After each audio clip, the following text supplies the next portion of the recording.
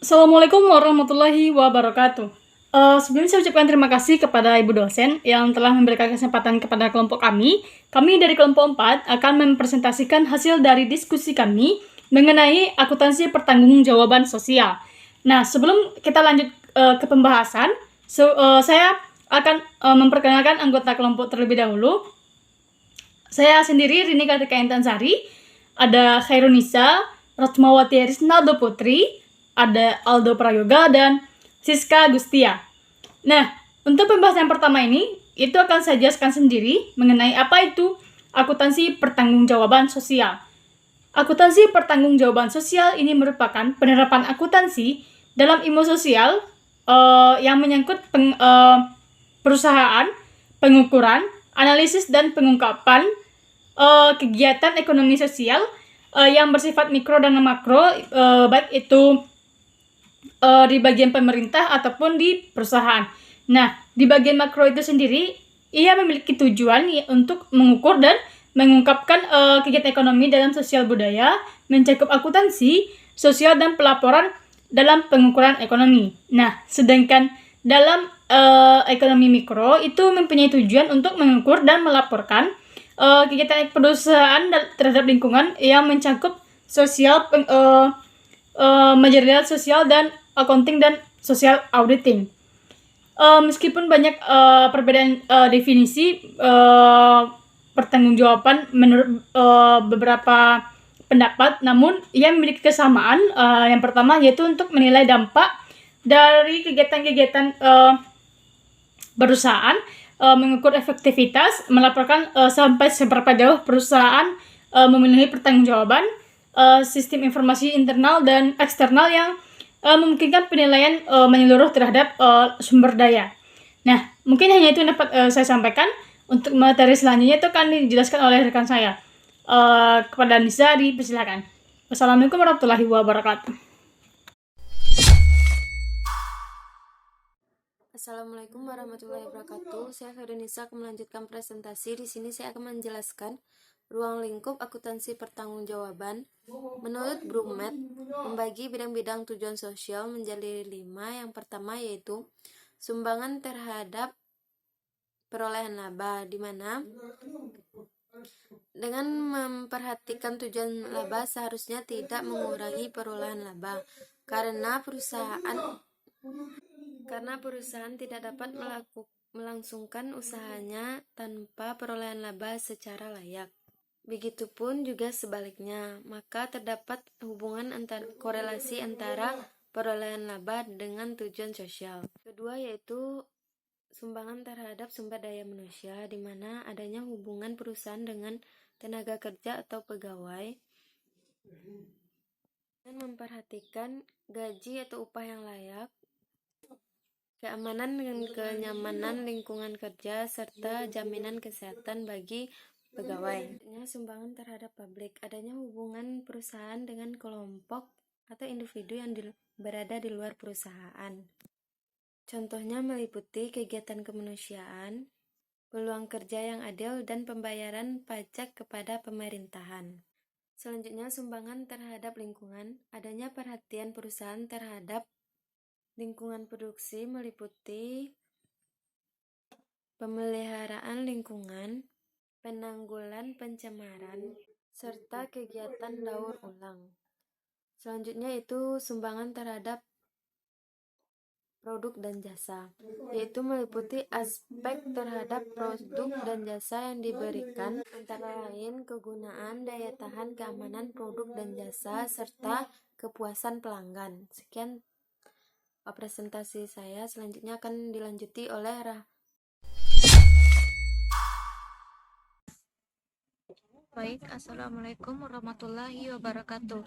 Saya Ramawati Risnaldo Putri, ANIM 786 akan melanjutkan materi selanjutnya, yaitu tentang tujuan akuntansi pertanggungjawaban sosial. Menurut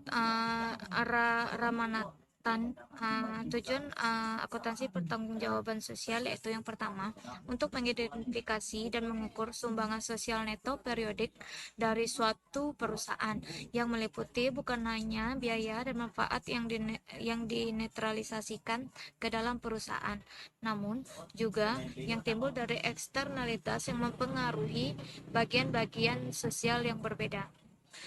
Tujuan yang kedua yaitu untuk membantu menentukan apakah praktek dan strategi perusahaan yang secara langsung mempengaruhi sumber daya relatif dan keadaan sosial adalah konsisten dengan prioritas-prioritas sosial pada suatu sisi.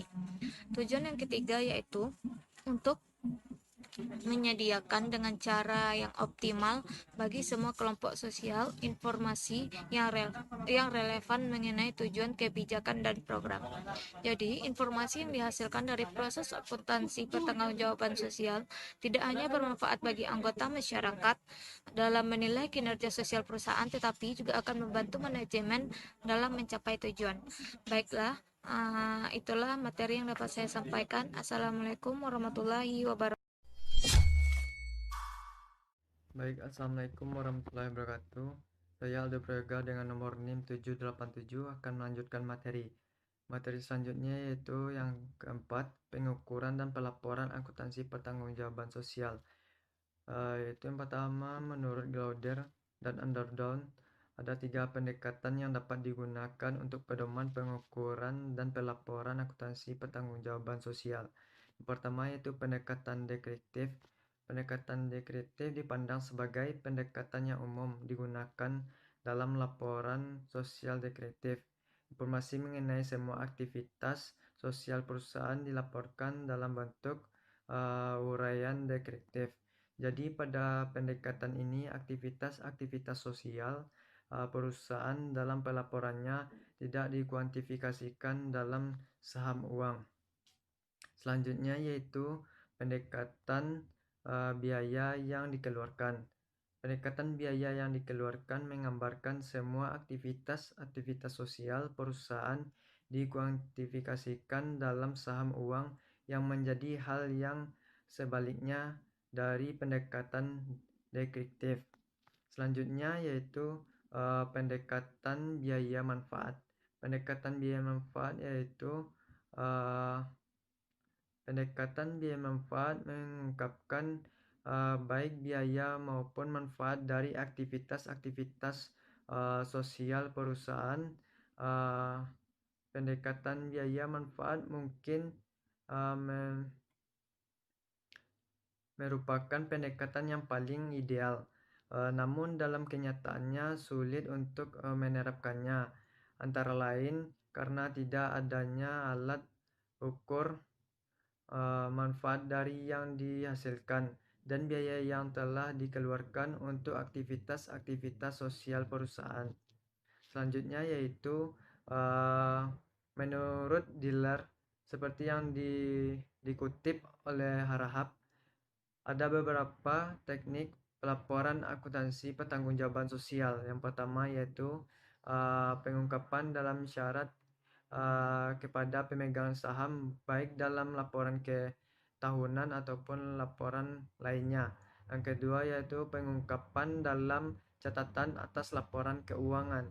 Yang ketiga dibuat dalam perkiraan tambahan, misalnya melalui adanya perkiraan atau akun penyediaan kerusakan lokasi, biaya pemeliharaan lingkungan, dan lain sebagainya. Baik, hanya itu yang dapat saya sampaikan. Salah dan yang kalian mohon dimaafkan. Assalamualaikum warahmatullahi wabarakatuh. Baiklah, saya bernama Siska Gustian, NIM 784 akan menyambung materi selanjutnya yaitu tentang faktor penyebab munculnya akuntansi pertanggungjawaban sosial. Yaitu revolusi industri pada pengetahuan yang ditandai dengan penemuan mesin-mesin industri membawa dampak perubahan terhadap perkembangan akuntansi. Pertama, adanya perubahan cara produksi dari industri rumah tangga menuju ke sistem pabrik. Sedangkan yang kedua adalah Bertambah panjangnya periode produksi, sistem pabrik menuntut modal yang besar. Dengan berkembangnya badan usaha berbentuk PT, maka semakin banyaklah masyarakat dan industri yang menjadi pemodal atau fungsi pendanaan, lalu terpisah dari fungsi manajemen. Inilah yang kemudian dikenal orang sebagai revolusi manajemen. Dalam situasi para pemegang saham tidak lagi mampu mencukupi sendiri informasi yang mereka butuhkan, dan mereka tidak lagi mampu mencukupi sendiri informasi yang mereka butuhkan. Perusahaan dalam melaksanakan kegiatan operasinya secara langsung atau tidak langsung berinteraksi dengan lingkungan sosialnya. Pada abad 9 yang ditandatangani dengan teknologi yang maksim sehingga mempengaruhi pertumbuhan ekonomi dan memperluaskan usaha untuk meningkatkan produktivitas. Perusahaan besar mengeksploitasi sumber daya alam dan manusia untuk menghasilkan keluaran maksimum dengan satu tujuan, yaitu maksimalisasi laba atau maksimalisasi kesejahteraan para pemegang saham. Krisis lingkungan hidup yang dikeluarkan oleh masyarakat oleh masyarakat dewasa ini pada hakikatnya adalah pengejawatahan krisis wawasan manusia. Baik, hanya itu yang dapat saya sampaikan.